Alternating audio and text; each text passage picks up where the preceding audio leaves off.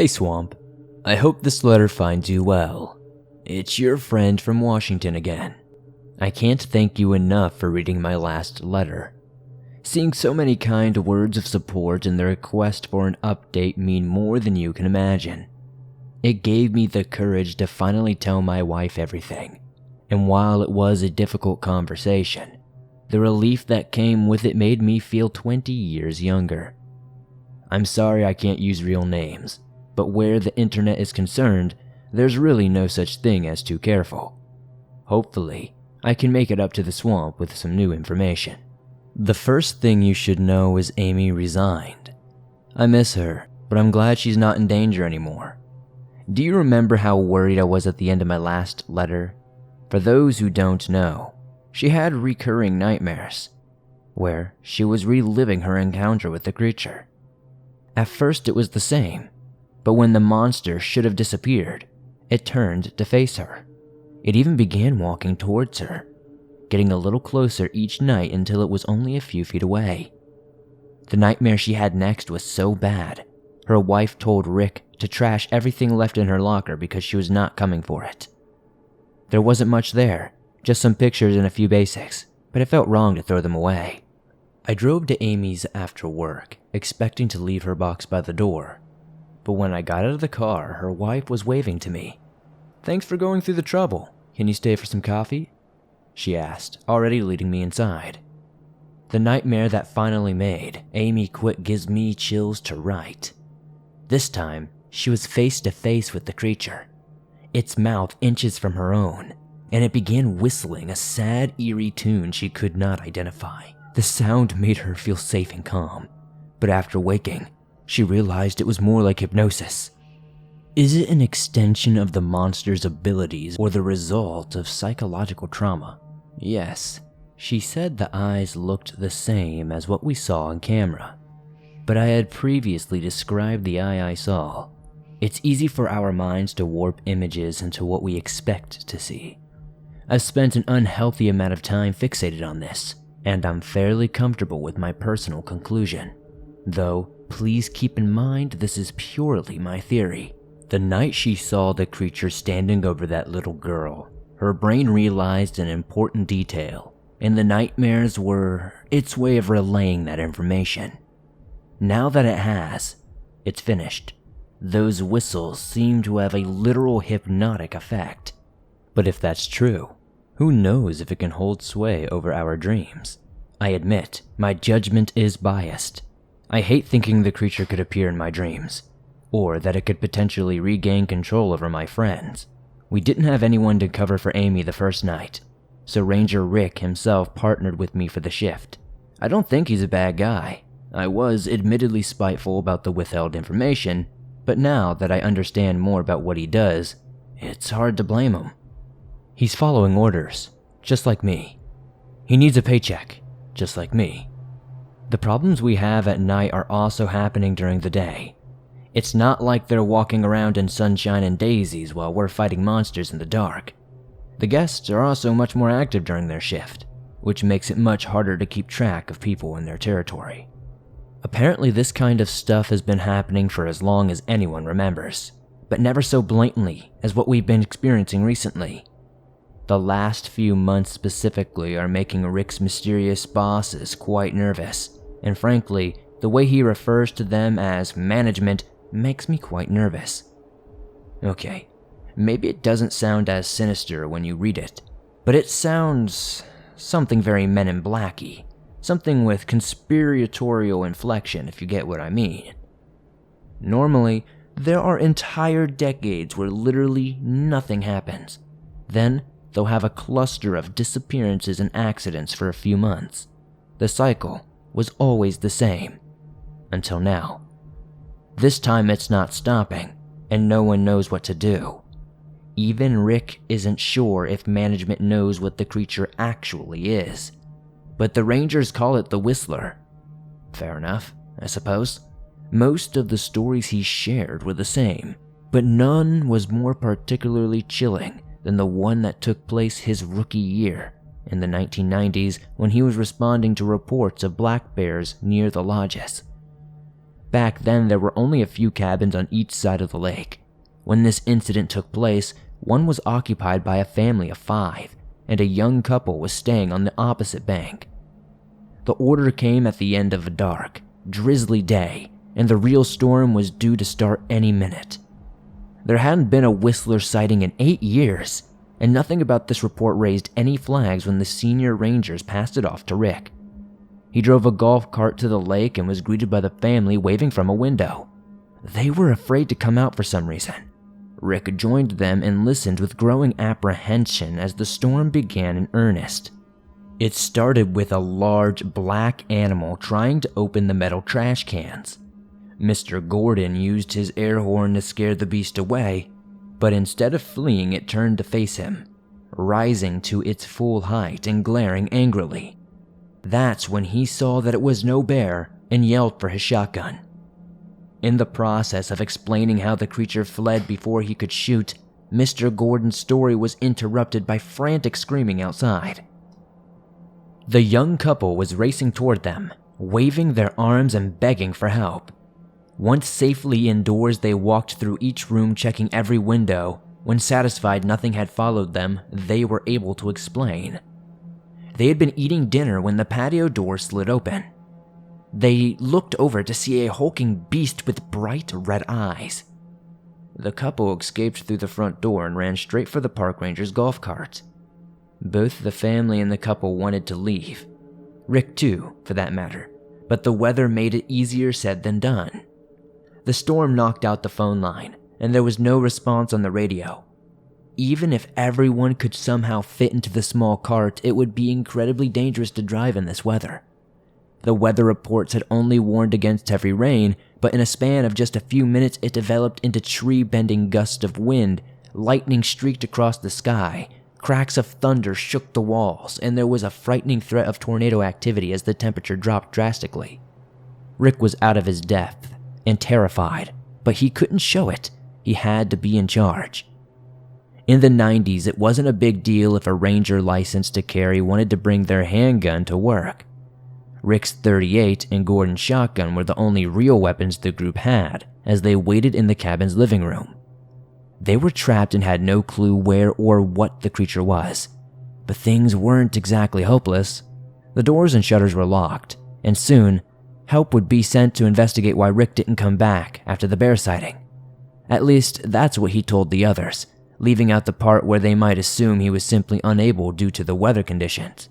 Regardless of rescue chances, they should be able to wait out the storm as long as nobody panicked.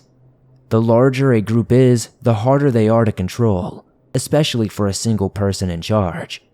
Rick asked the children to check the phone lines every few minutes as a distraction.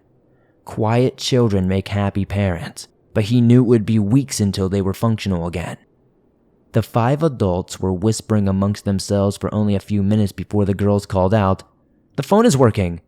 Rick, assuming they were either mistaken or joking, simply said to make sure no one else used it. The 8-year-old lifted the receiver once again, firmly stating, "You can't be on this line," and everyone fell into a stunned silence as a deep, menacing voice replied. No one is sure what it said, and the girl wouldn't repeat it, but she dropped the phone screaming while it was still talking. Rick rushed to hang it up, hoping he could use it after all, but the line was dead. After that, the girls were given coloring books, and the phone was unplugged. An hour passed with no relief in sight. Help wasn't coming, but something else was. From the patio doors, beyond the nearly solid wall of rain, Mrs. Gordon was able to make out the shape of a hulking black figure. That's when the whistling began. It was the warped ring around the rosy tune, and it didn't stop when the creature darted away. It was gone as quickly as it appeared, zipping between trees as it circled the cabin.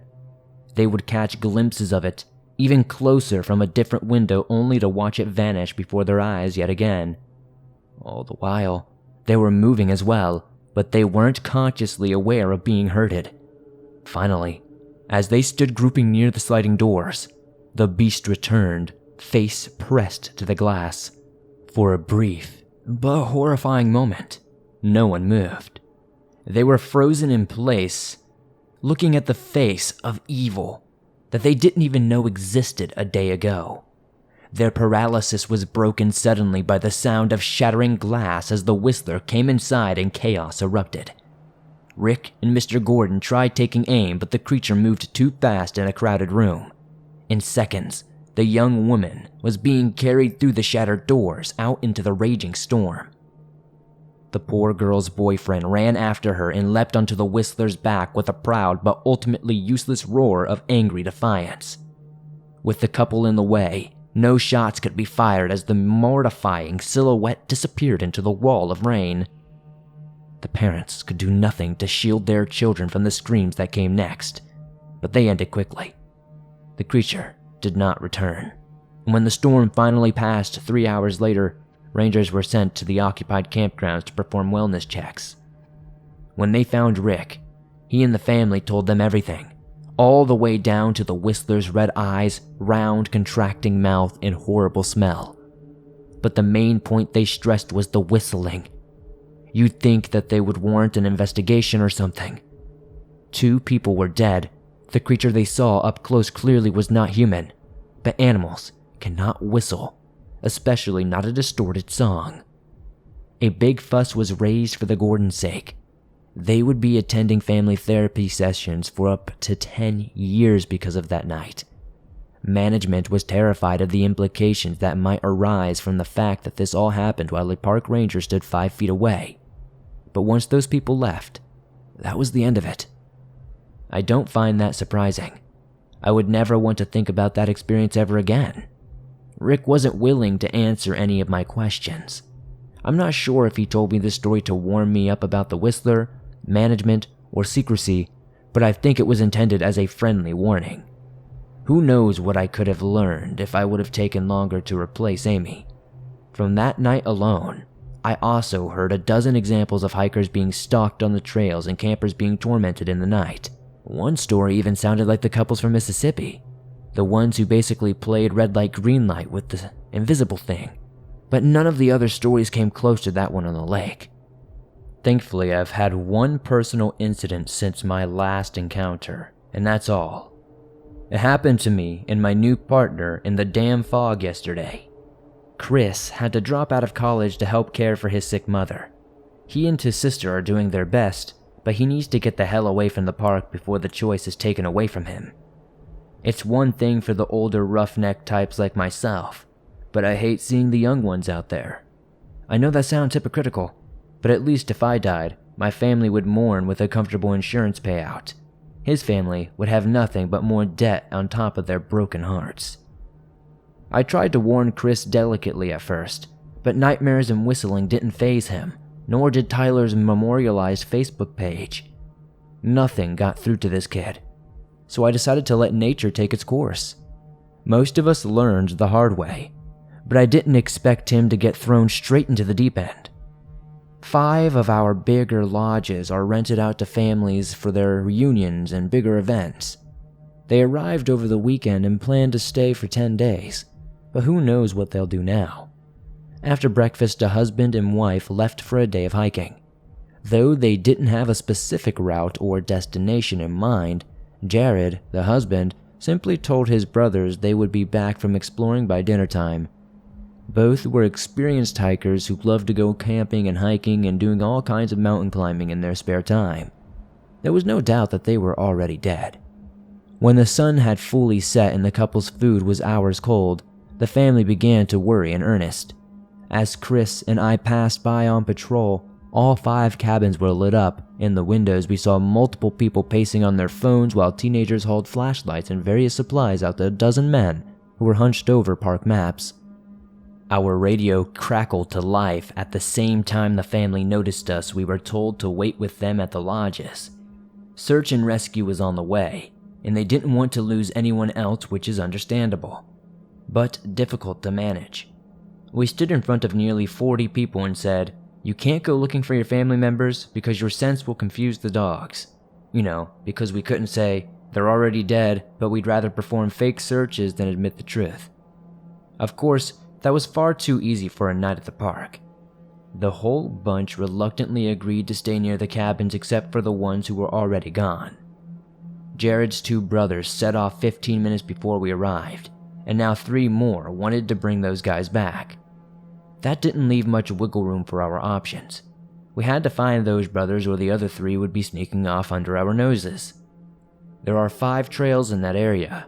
4 are very easy and used to navigate the park, and the other one is for people who specifically want the full hiking experience.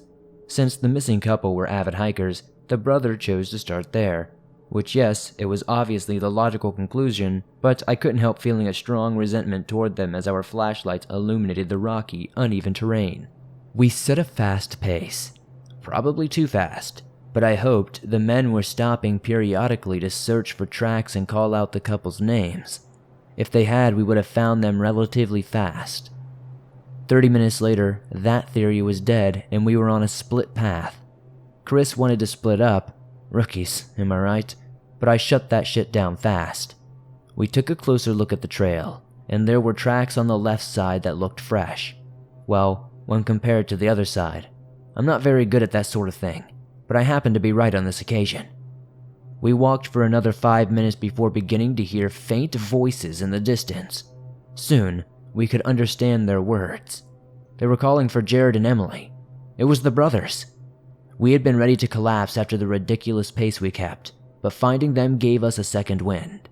I shouted their names as we ran, and almost didn't notice the wisp of fog at our feet. My heart dropped into the stomach, like a lead weight, and I came to a dead stop, grabbing Chris as I did so. We fell to the ground in a tangle, but it didn't matter. I ignored him, continuing calling for the brothers while struggling back to my feet. The rookie didn't understand what was happening, but he followed me in silence as I crept around the next curve and saw huge clouds of pouring white fog enveloping the trees. Roughly 20 feet ahead, the brothers were standing half shrouded in it already. In my desperation to get them away, I said something horribly misleading. "We have very important news about your brother. Please come with us." I screamed so loud my voice cracked. The shadowy figures turned their heads and my eyes filled with tears of relief when they began walking towards us, away from the goddamn fog. Before they reached us though, I began walking back. I had to keep us moving, so we wouldn't stop and miss anything. We couldn't stop and discuss. We had to keep going. I didn't plan to stop until we were indoors, but not long after passing where the road split, the brothers didn't leave me much of a choice. They refused to go any further without an explanation. No matter how desperate I was to get them away from there, I just couldn't bring myself to keep their hopes any higher. "When your mother needs you" didn't work. I tried. They were spotted near one of the mountain trails a few hours ago. That one did the trick. They resumed walking and I happily did the same. Then Chris opened his mouth, and I've never wanted to punch someone so badly in my entire life. "You fellas go ahead. I'm gonna make sure Mrs. Robinson didn't get lost in this fog." He ran off, ignoring every word I said as he went. Who the hell is Mrs. Robinson, you may ask? Oh, she's the imaginary lady we need to check on when a particularly chatty guest doesn't want to let us go. We don't do it often, but you gotta remember we're working night shifts, and if somebody is holding us for a random 30-minute conversation at 3 a.m., you can bet it's a freaking weird one. Hell, some of them would probably fit in on this channel, but I'm not trying to drag you guys along on a tangent. The point is, I couldn't let the fool run off alone, so I had to send the brothers ahead and chase after him. One of the first things I ever said to you guys, we're just regular people, and that certainly hasn't changed. I followed my partner because he was in danger, and I couldn't leave him behind. That being said, I couldn't walk into that fog either. I stopped before reaching the low, wispy edges that fanned out around the wall. I begged him to turn back. The last speck of his silhouette was fading, and I knew he was gone forever the moment it did. Then, there was a low, monstrous growl that felt like the sound itself was wind, blowing beneath my skin and through my bones. Tears were already falling down my cheeks as I thought of his sick mother and how his sister would be all alone. The tiny speck of Chris that was left in my peripherals. Chris was magnified through my blurry vision, and even as it continued growing, I thought nothing of it until the screaming began. It wasn't a death wail. It was the terrified scream of a man who saw something absolutely horrible, and it made me smile. Soon Chris will be beyond that wall, still screaming, and the utter look of relief that crossed his face upon seeing me made him look 6 years old. However, briefly, it was gone in the same instant, replaced by guilt and shame. He almost fell while trying to look back, and only then did I realize the big question. The one you guys are probably going to ask immediately. Is something chasing him? No, it wasn't. Not this time, but he might not be so lucky next time. Or me either, for that matter. We radioed the others that we were heading back, and Chris stared at his feet while trying to explain he would never ever have forgiven himself if they turned those brothers away, and it cost the hikers their own lives. I already knew that. That's why we all pull stupid stunts in the beginning. But I wanted to know what happened in the fog. He only intended to walk straight for a few minutes, but it was less than 60 seconds when the ground suddenly disappeared along with everything below his knees. The fog was too thick to even see his outstretched hand, and that was enough to make him turn back, except as he did, something heavy suddenly ran several steps toward him. Chris jumped, spinning around as he searched for the source, but there was only fog everywhere he looked. Even worse, he lost his sense of direction and had no clue which way he had originally been facing. Scared of going the wrong way, he stood in place and called to me, but I never heard him. While listening for a response, he took a few steps forward and noticed it was slightly easier to see. Wanting to be out of the fog more than anything, he went a little further until the ground was visible again. That's when he heard a crunching sound, like a dog with a bone, and the occasional meaty rip. That's when he saw it. The Whistler sucked up an intestine like spaghetti, but the visible body parts were not gender specific. He doesn't know if it was Jared or Emily, and if this ruined spaghetti for you, I sincerely apologize. Chris backed away slowly at first, but then a whimper escaped his throat and the creature stopped eating. My incredibly lucky to be alive partner screamed and ran away without looking back. It was nothing short of a miracle that he happened to run in the right direction. I don't understand why we could not hear each other's screams in the beginning, but we could at the end. Of course, I don't understand most of this stuff, but some things make even less sense than usual. Eventually, we passed the search and rescue teams on their way to secure the fog with their fancy automatic rifles. I bet the family didn't see it. The wall didn't begin to disperse until dawn, and by then there wasn't even blood left in the grass.